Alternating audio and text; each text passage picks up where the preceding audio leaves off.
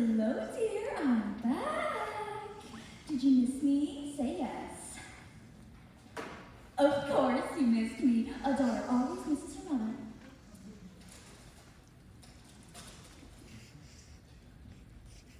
You're less depressed today, aren't you? I can tell.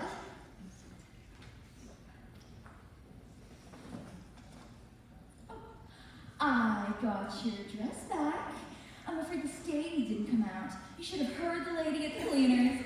What did she do? Slash your thighs with a razor blade? She said. I had to admit you had. Really, dear, I've never heard of anyone doing such a thing. It was so awful when your father and I went into the bathroom to brush our teeth together and saw you perched up on the toilet, your pretty dress over your head, slashing away at your thighs. I don't think your father had ever seen thighs before then, and I hope he never does again, at least not under those unpleasant conditions.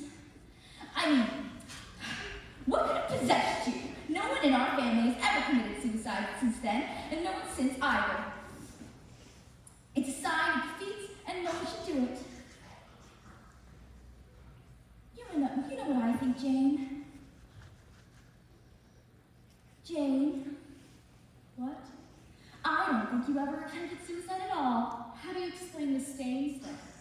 I don't. I always say the stains will explain themselves, and if they don't, then there's nothing that can be done about it. I did attempt suicide. No, dear, you didn't. A daughter doesn't contradict her mother. Did you just hear the voice of my therapist just then? No, dear. Oh, now I hear it. He's saying what a fine daughter I have. Oh, Mother, I'm home. Oh, Jane, it's your brother. Oh, Dwayne, you've got to stop meeting like this. Your father will find out. Oh, Mother, I'm mad. I find you exciting. I'm going to tell Father. Oh, Jane, you'd never do anything like that. Oh, there's a postman. Act busy.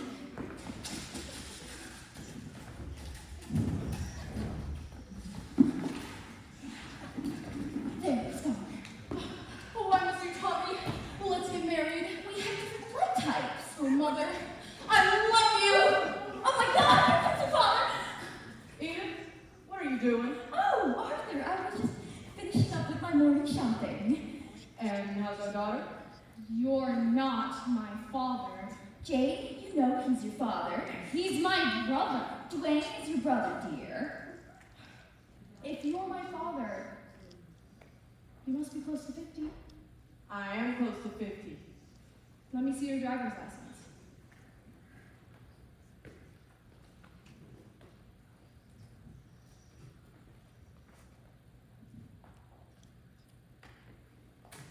This says you're 50. How do you get them to put that down?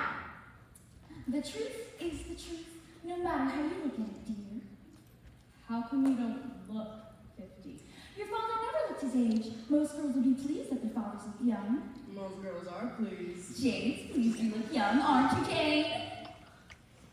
Grandpa, don't you think Arthur looks young? Don't you think Arthur looks young, Grandpa? Yes, breakfast. Oh, poor grandfather, he can't hear a thing. Where's Father? Huh, wasn't he here? That's funny, I didn't hear the door close.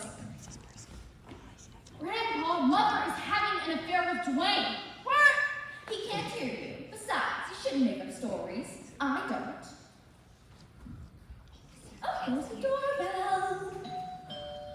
Oh, why, Jane, it's your psychologist. I recognize you from your photos. Jane has plastered your pictures all over her wall. I don't know why. How do you do? You must be Jane's mother. Yes, I'm Edith Fromage. You probably recognize my pictures from when you were a little boy. I invented cheese in France in the early portion of the century. In what way did you invent cheese? In every way. And this is my son, Dwayne Fromage.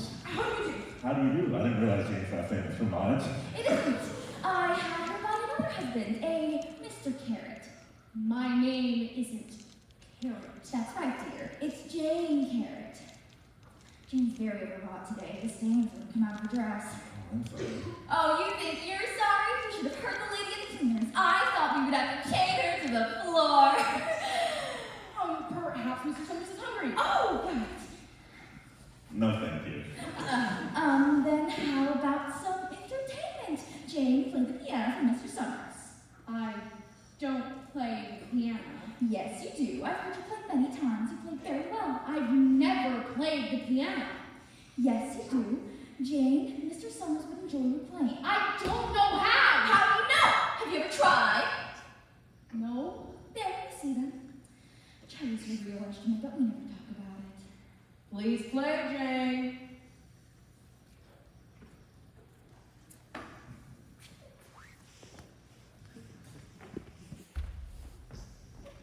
I don't know how! But you do. Why else would we have a piano? No one else in the house plays. I don't remember taking lessons. You probably forgot with all the strain. You talk to her. She seems in a state. Come on, dear. Call me if you want, Mr. Summers.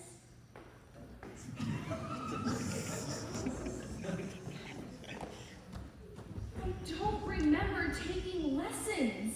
Maybe you repressed it.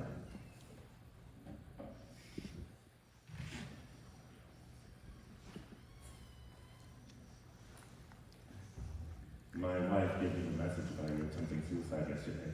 Why did you do it, Jane? I can't stand it. My mother says she's invented cheese, and I start to think maybe she has. And there's this man living in my house, and I don't know whether he's my brother, or my father, or my grandfather. I can't be sure of anything anymore. Well, you're speaking quite rationally now, and self-doubts are a sign of health. The truly crazy person never thinks he's the crazy one. Now, why don't you tell me about what led to your attempted suicide? Well, a few days ago, I woke up and I heard this voice saying it wasn't enough. Did you recognize the voice? Not at first, but then I start to remember.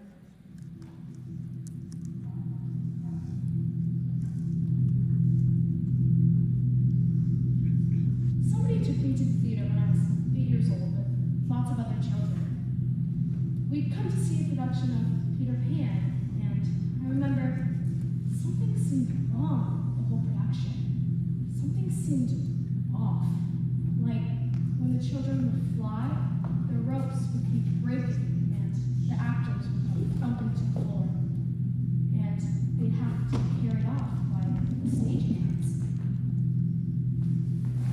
There seemed to be an unlimited supply of understudies that would come take the children's places. And they too would fall to the floor. And the crocodile that chases Captain Hook, it wasn't an actor, it seemed real. And at one point it fell off the stage, crushing several children in the front row. What happened to the children? Several understudies came and took their places in the front row, and from scene to scene, Wendy seemed to get fatter and fatter until finally by the second act she was immobile and had to be moved by a cart. What does the voice fit into this? The voice belonged to the actress playing Peter Pan. You know how Tinkerbell drinks the poison that Peter's about to drink? Because she drinks some poison that Peter's about to drink, right? In order to save his life. And Peter turns to the audience and says that Tinkerbell's going to die because not enough people believe in fairies, but if everybody in the audience claps real hard to show that they do care, then maybe Tinkerbell won't die. And so all the children in the audience clapped very hard and very loud. We clapped so hard that my palms ring even started to bleed.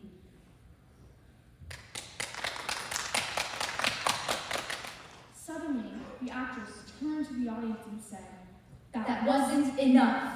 You didn't clap hard enough. Peter Pan's Tinkerbell's dead. Well, and everybody started to cry, and the actress stalked off stage and refused to continue the play. Nobody could see anything through the tears, and the ushers had to come help the children up the aisles and out to the street. I don't think anybody was the same after that experience. How do you think this affected you? Well, it certainly turned me against theater, but I think more damaging than it warped my sense of life. You know, what's the point if Tinkerbell's just going to die?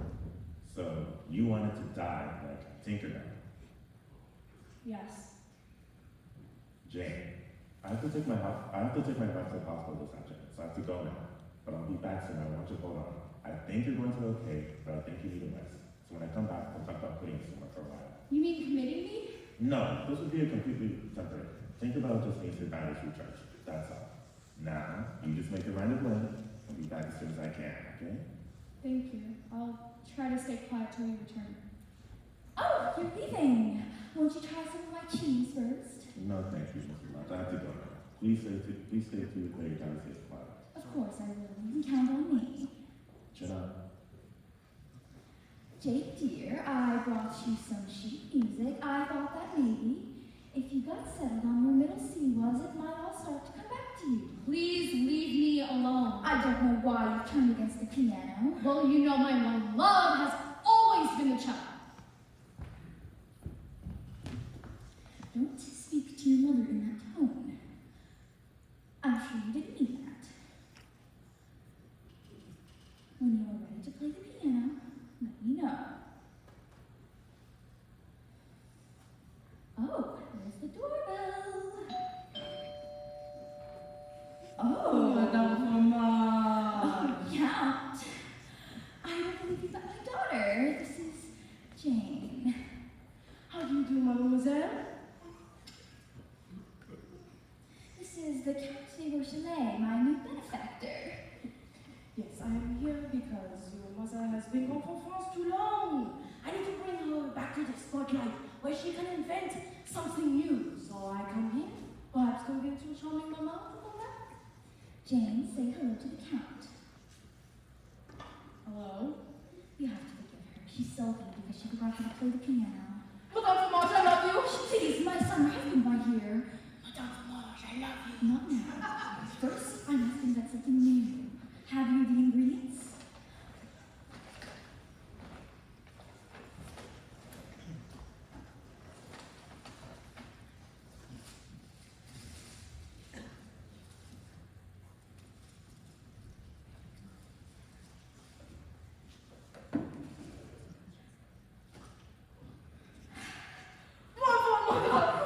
Voila! I have invented banana bread.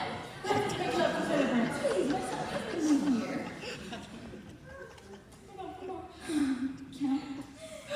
In moments like these where I feel most alive. Oh, viva Madame Fromage.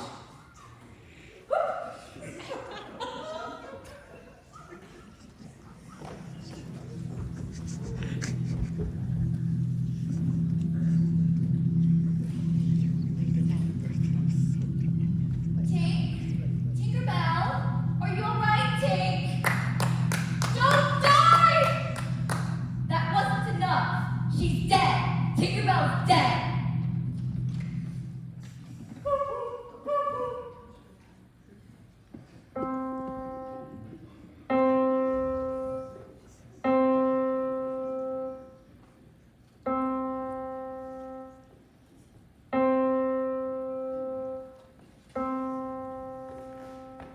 Have you seen your mother?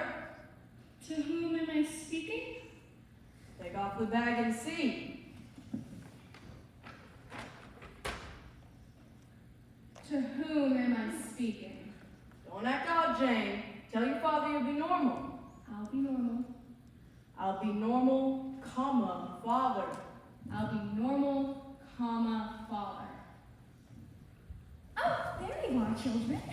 Mother! Please don't leave me for that count. Edith! What is Dwayne talking about? Oh, I'm sure I don't know, Mother. Don't tell your father I'm about to count. Oh, Mother, I love you. Edith, what did you just whisper in Dwayne's ear? Oh, nothing, dear. Just that just as Granddad's hearing is getting worse. Look, I've invented banana bread. Aren't you proud of me? Congratulations, Edith. Gee, Mom! What? Banana bread, Granddad. It's too early for bed. I only see 2 people. I'm sure you see more than that, dear. Oh, there's the doorbell. Hello, Mrs. Vermont. How's Jane? Very well. Jane, a visitor. Who are you? I'm your psychologist, Mr. Summers. I don't understand. I guess it's confusing, but I didn't want to tell you earlier. I got a sex change this afternoon. I don't believe you. It's quite true. My wife is snitching. Harriet! Yes, dear. Explain to Jane that I am Mr. Summers. How do you do, Jane? My husband has told me so much about you and your neurosis. You're one of my favorite cases. I don't understand. It's simply seen that the magic had run out of our marriage and that we both needed a change. You should have told me. You should have prepared me. I didn't want to spring it on you too quickly. I think it's very courageous of you both. Thank you. Harry, it's not a banana in your trousers. Are you just happy to see me? Oh, this is awful. Glad I couldn't be playing real attention yet, so I've been trying to get the hang of it while I can. I think a banana is too large, though. Surely. I've been wondering how my patients would react to a change. Oh, Mother, I love you. Not now, dear. Did I hear you? You're pulling a trick on me. Oh my god, Mrs. Fromage, how do you glue? Oh, yes, I invented some this morning. No. I call it fuselage. Oh, you must excuse me. My wife just noticed one of my breasts was slipping off.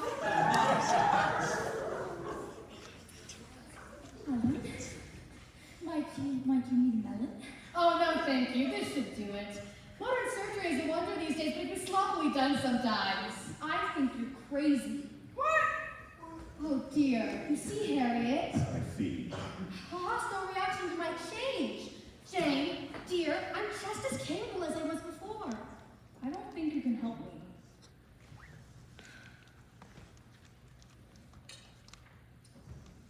Oh, Oh my God! Harriet, what's the matter? I feel so uneasy in these clothes. These pants are on my legs and these shoes are too heavy and I miss my breath! Harriet, please. We can talk about this after my session with Jane. Walter, we can't. I feel very nervous all of a sudden. Might I see you in the other room? Very well. Mrs. Fromage, may I and my wife talk in your bedroom for a second? Of course. And don't step on potato chips. I'll be right back, Jane. Do excuse me. I guess I'm making the transition poorly. Madame Fromage, now that your husband and father and son have left the cellar, let me ask you to become my wife. We can move back to France. Let's go home. Well, that is most generous, but I must ask my daughter first. Jane, did you hear the Count's offer? No? Yes, you did. Would you like to come with us to France? No. Yes, you do. Oh, Count! Jane agreed to everything! Oh, darling! My Count! Mother? What is the meaning of this? Edith! Now, Dwayne, Arthur. Edith, I'm shocked. Monsieur Fromage, don't make any heavy consumptions. Arthur, the Count and I were just discussing my return to the stage. You've used that story before. Never. Yes, you have. Albert, you're belligerent. Arthur. Arthur, you're belligerent. Father, please don't use that tone of mother. Dwayne, don't speak to your father crossly. I think it's happy with that any of you speak so rudely to Madame Fromage. Oh my God! Granddad's having a coughing fit. Dwayne, quick, go get your grandfather some water. You're trying to distract from the issue.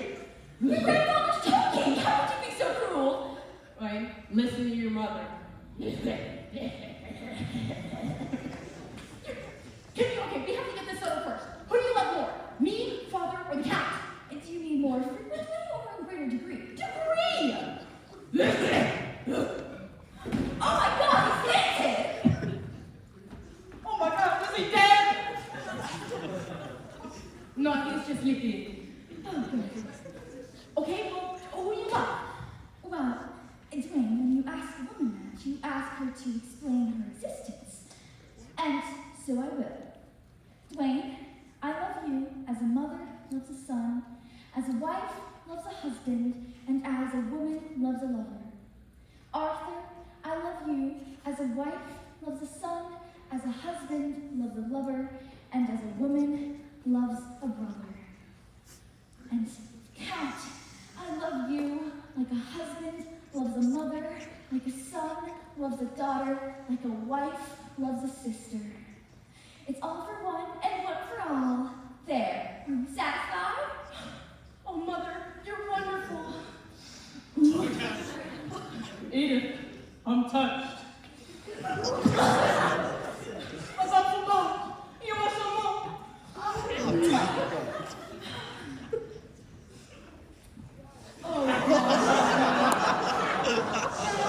there's nothing to worry at.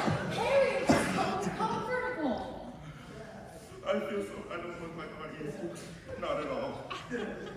You're pulling a trick on me. I don't know what's going on. I'm sure everything's all right, Jane. Oh, wait, I don't think you've been properly acquainted. This is my husband, Arthur. How do you do? How do you do? I'm Mr. Summers, and this is my wife, Harriet. How do you? I do quite well, thank you. And this is my son, Dwayne. How are you? How do you do? I'm Mr. Summers, and this is my wife, Walter. Pleasure. And this is the Count de Rochelle. Comment ça va? Très bien, merci. To the Pentagon, and voici mon fromage, Claude.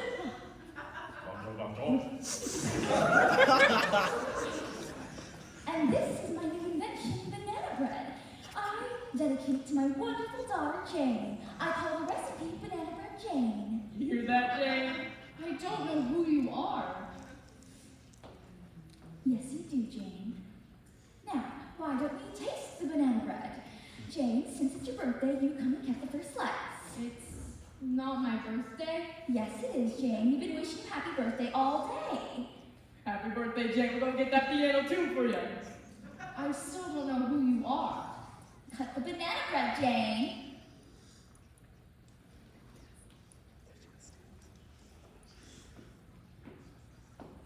Bitter darkness, Dorero, Sola San Martinez, ding dong dong, ding dong. That was a very inconsiderate thing for you to do. I'm going to have nightmares now. Jane, but that's my wife. I thought she was your husband. Jane, I'd like you to meet my daughter, Jane. How do you do, Jane? How do you do? How do you do? I don't understand. Which one is the real Jane? Don't play games with me, you know which one. No, I don't.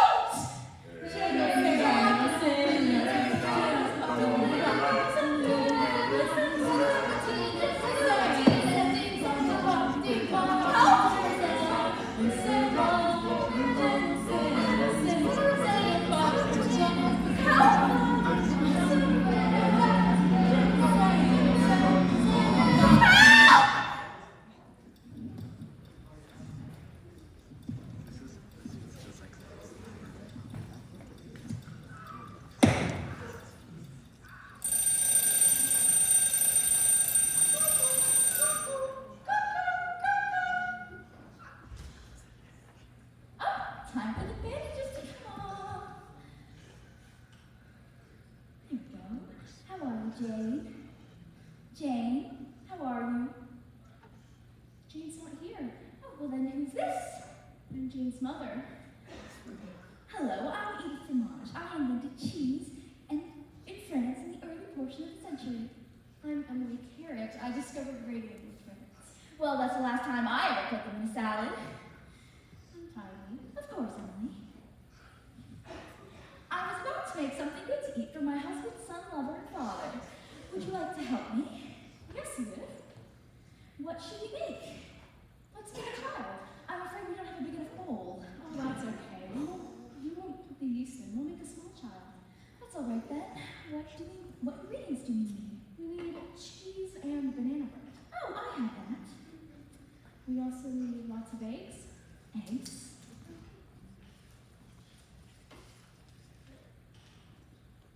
for the eyes. Eyes. And wheat germ hair. Germ. Huh. I never heard of anyone using that before. Oh yes, we meet the most wonderful children with wheat germ hair in Germany.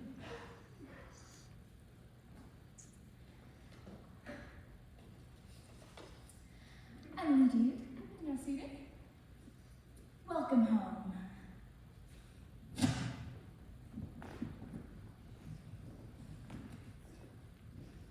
At this point, it seems in order to offer the psychological key to this evening's performance, Jane's request fear of carrots, indicated by her refusal to acknowledge her surname, mirrored a disorder in her lipidinous regions. in which she couldn't distinguish between her father, her brother, and her grandfather. She could not react to them sexually. When she finally releases the force of her libidos by knocking off the top of the banana, She freed her personality, and enabled herself to face her festering competition. with her mother. The moral of the play is that through the miracle of modern psychology, man is able to solve his problems. Man is able To solve his problems. and be happy. Thank you. And good night. Identity. Identity. You identity. He, she, or it identities. We identity. You identity. They identity. Cuckoo, cuckoo, cuckoo. Identity. You identity.